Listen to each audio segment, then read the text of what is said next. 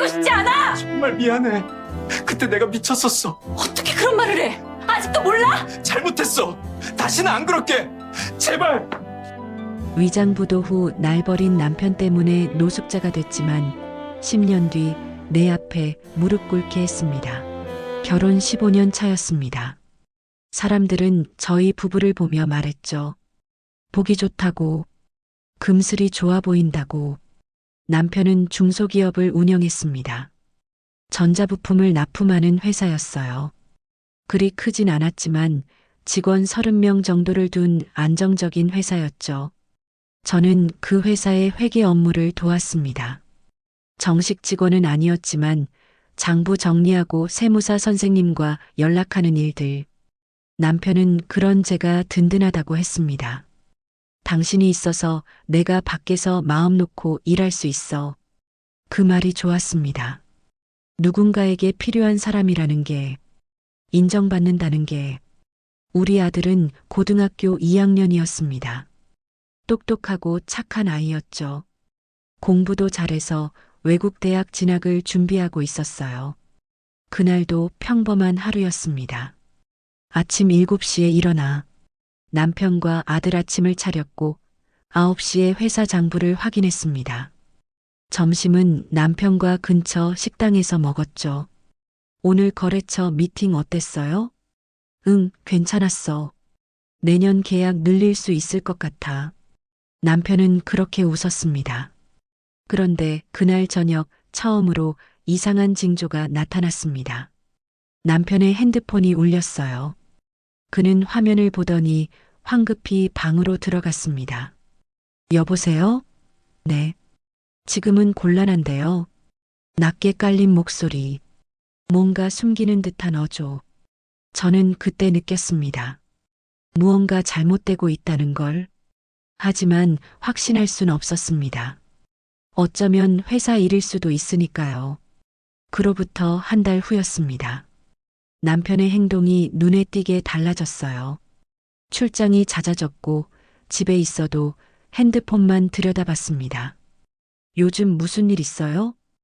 회사 일이 복잡해져서 신경 쓸 게 많아.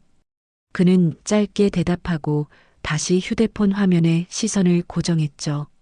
저는 의심하고 싶지 않았습니다. 15년을 함께한 사람이었으니까요. 그 사람을 믿는 게 제 마지막 자존심이었습니다. 어느 주말 오후였습니다. 남편이 골프 간다며 나갔는데 그날따라 뭔가 마음이 불편했어요. 정리하던 서재에서 우연히 명함 하나를 발견했습니다. 세무법인 정한, 기업회생 전문, 기업회생? 우리 회사가 그 정도로 어려운가? 저는 황급히 회사 장부를 다시 확인했습니다. 그리고 그날 알게 됐죠. 장부가 조작되어 있다는 걸. 외상 매출금이 부풀려져 있었고 가짜 거래처가 여럿 보였습니다. 회사 돈이 빠져나가고 있었어요. 어디론가. 지속적으로. 심장이 쿵쾅거렸습니다. 그날 밤 남편이 돌아왔을 때 조심스럽게 물었습니다. 회사 상황 괜찮은 거예요? 왜 그래? 장부를 보니까 좀 이상한 부분이 있어서요. 그 순간 남편의 표정이 굳었습니다. 당신이 알 바 아니야. 신경 쓰지 마. 처음 들어보는 차가운 목소리였습니다. 저는 더 이상 묻지 못했습니다. 두려웠으니까요. 이 관계가 깨질까봐. 하지만 운명은 이미 정해져 있었습니다. 그로부터 2주 후 집으로 등기가 도착했습니다. 떨리는 손으로 봉투를 뜯었을 때 눈앞이 하얘졌습니다. 부도 통보서. 회사가 망했다는 통보였습니다.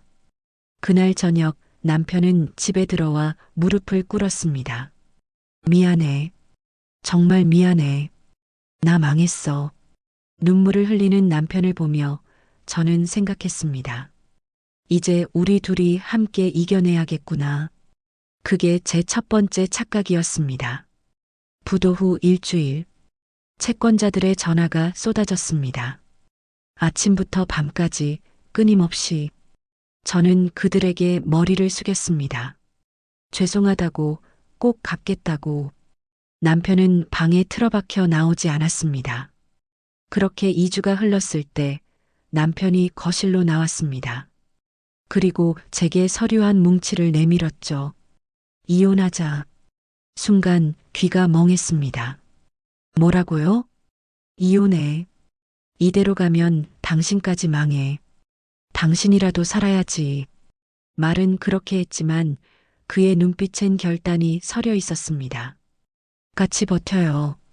제가 이래서 안 돼. 결정했어. 그는 차갑게 말을 끊었습니다. 3일 후 변호사 사무실. 남편은 이미 모든 걸 준비해 두었습니다. 재산분할 포기 각서, 양육권 포기 동의서, 위자료 없음 확인서. 이게 뭐예요? 서명해. 빨리 끝내는 게 서로 좋아. 15년을 이렇게 끝낼 거예요? 남편은 대답하지 않았습니다. 저는 그날 떨리는 손으로 서명했습니다. 집도 통장도 모든 것을 포기했습니다. 빚만 남기고요. 이혼 후 한 달, 저는 작은 원룸으로 이사했습니다. 전세금도 친정에서 빌린 돈으로 겨우 마련했죠. 그런데 이상한 일이 벌어졌습니다. 남편의 회사 자산이 움직이기 시작한 겁니다. 부동산 등기를 확인해 보니 회사 건물이 다른 사람 명의로 넘어가 있었어요. 김연아. 그 이름을 검색했을 때 저는 모든 걸 이해했습니다. 남편의 SNS에서 그 여자를 봤습니다. 남편과 함께 찍은 사진들, 여행, 외식, 호텔. 날짜를 보니 부도나기 6개월 전부터였습니다. 계획된 부도였습니다. 자산을 빼돌리고 빚은 제게 떠넘기고 그 여자와 함께 새 인생을 시작한 거였죠. 그날 밤 저는 처음으로 통곡했습니다. 바닥에 주저앉아 울음이 터져 나왔습니다. 배신당한 슬픔보다 제 자신이 너무 바보 같아서 견딜 수 없었습니다. 현실은 빠르게 무너졌습니다. 빚 독촉은 매일같이 왔고 아르바이트를 3개나 뛰어도 이자조차 감당할 수 없었습니다.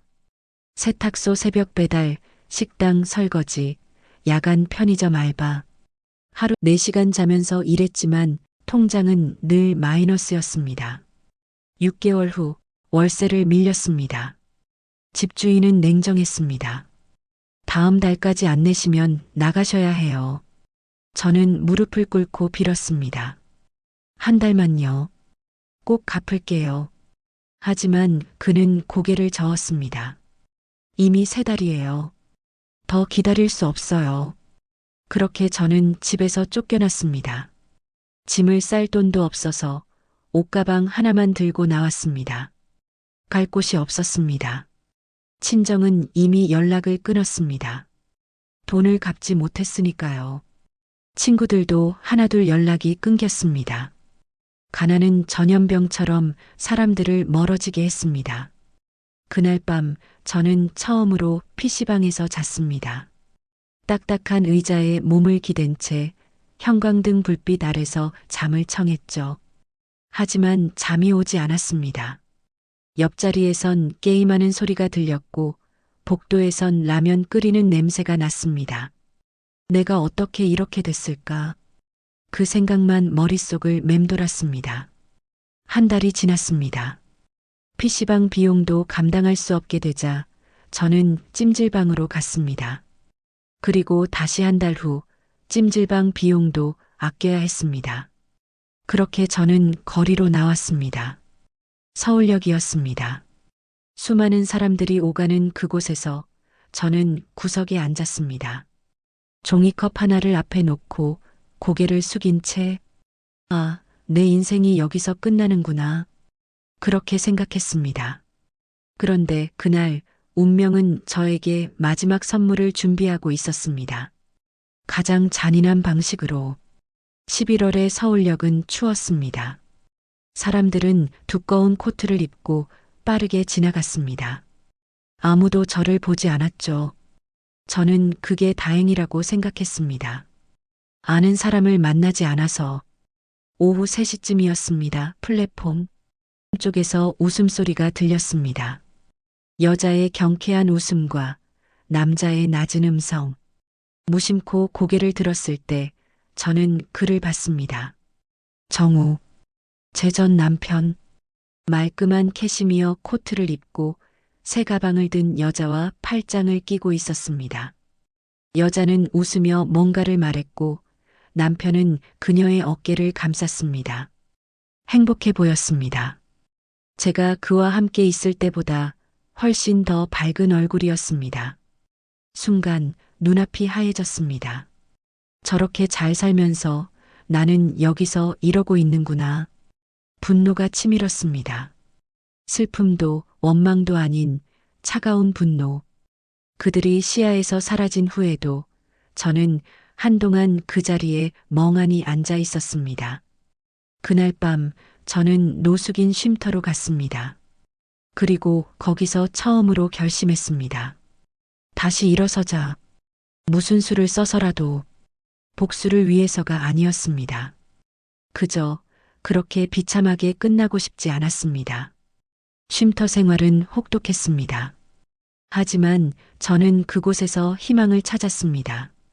쉼터 게시판에 붙어있던 구인 공고, 중소기업 회계보조구함, 경력자 우대, 급여월 180만 원. 저는 그날 밤 이력서를 썼습니다. 낡은 노트에 볼펜으로, 떨리는 손으로. 다음 날 새벽 5시 첫 전철을 타고 면접을 보러 갔습니다. 면접관은 50대 남자 사장이었습니다. 현재 주소가 노숙인 쉼터입니다. 저는 솔직하게 말했습니다. 숨길 수도 없었으니까요. 사장의 눈빛이 흔들렸습니다. 그런데 어떻게 회계 경력이 20년 했습니다. 중소기업 회계, 세무, 자금 관리까지. 지금 당장 필요하시다면 바로 시작할 수 있습니다. 사장은 잠시 고민하더니 말했습니다. 내일부터 나오세요. 첫 달 월급은 선불로 드릴게요.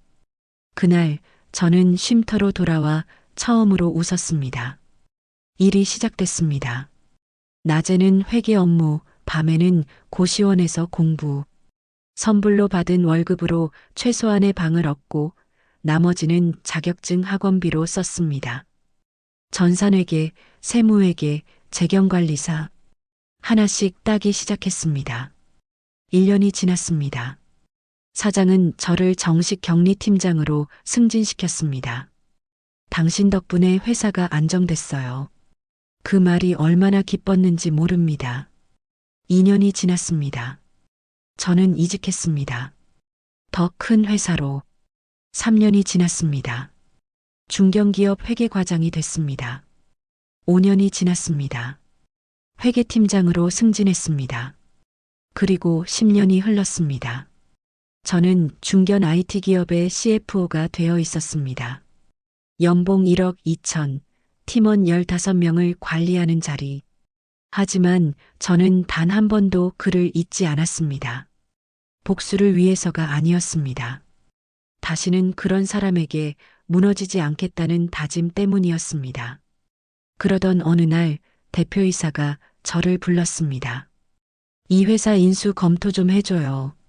건네받은 서류를 펼쳤을 때 심장이 멈추는 것 같았습니다. 영진테크, 제 전 남편의 회사였습니다. 자료를 보니 부도 후 다시 일어선 것 같았습니다.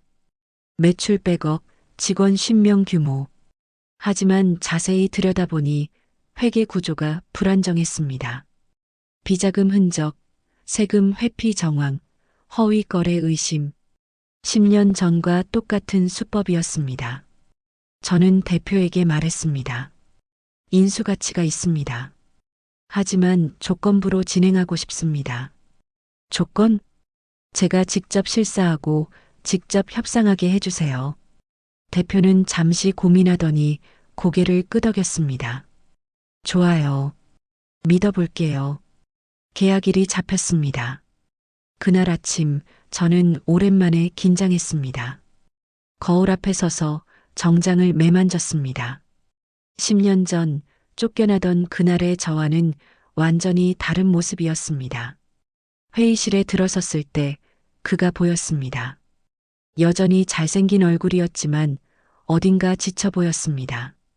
그는 저를 보고 미소 지으며 악수를 청했습니다. 안녕하세요. 영진테크 대표 정우입니다. 잘 부탁드립니다. 저는 그의 손을 잡으며 조용히 말했습니다. 정 대표님, 아직 저를 모르시겠어요? 그의 손이 굳었습니다. 얼굴이 하얗게 질리는 게 보였습니다. 설마, 은주? 아, 회의실이 고요해졌습니다. 다른 임원들이 긴장한 표정으로 우리를 바라봤습니다. 저는 천천히 그의 손을 놓으며 말했습니다. 오랜만이네요, 여보. 아니, 정 대표님. 실사는 냉정하게 진행됐습니다. 저는 10년간 쌓은 모든 전문성을 동원해 그의 회사를 해부했습니다. 비자금, 허위 매출, 세금 포탈, 횡령 의혹. 하나하나 증거를 찾아냈습니다. 그는 매일 제게 전화했습니다. 은주야, 제발. 우리 한번 얘기 좀 하자. 하지만 저는 받지 않았습니다. 최종 협상일. 그는 홀로 회의실에 들어왔습니다. 앉으세요. 저는 차갑게 말했습니다. 그는 떨리는 목소리로 물었습니다. 내가 어떻게 하면 될까? 무릎 꿇을까? 돈을 줄까? 정 대표님은 10년 전 저에게 뭐라고 하셨죠? 이혼해. 당신이라도 살아야지. 그렇게 말씀하셨잖아요. 그날 저한테 무릎 꿇으라고 하시던가요? 그의 눈에서 눈물이 흘렀습니다. 미안해. 정말 미안해.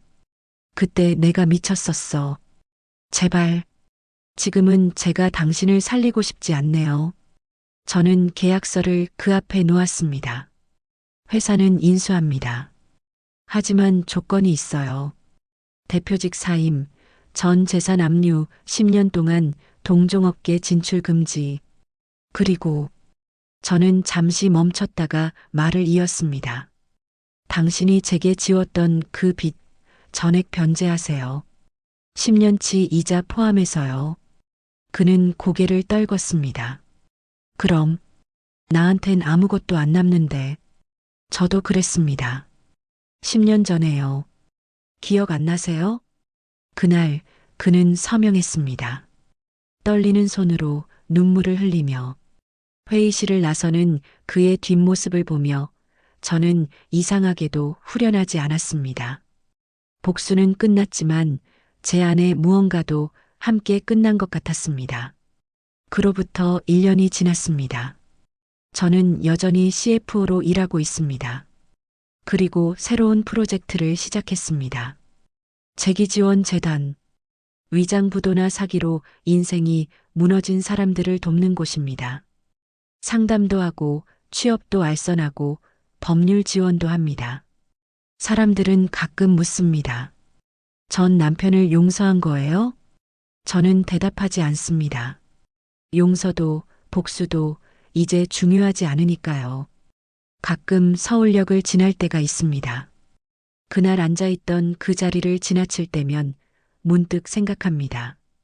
그곳이 제 인생의 가장 낮은 곳이었지만 동시에 새로운 시작이었다고.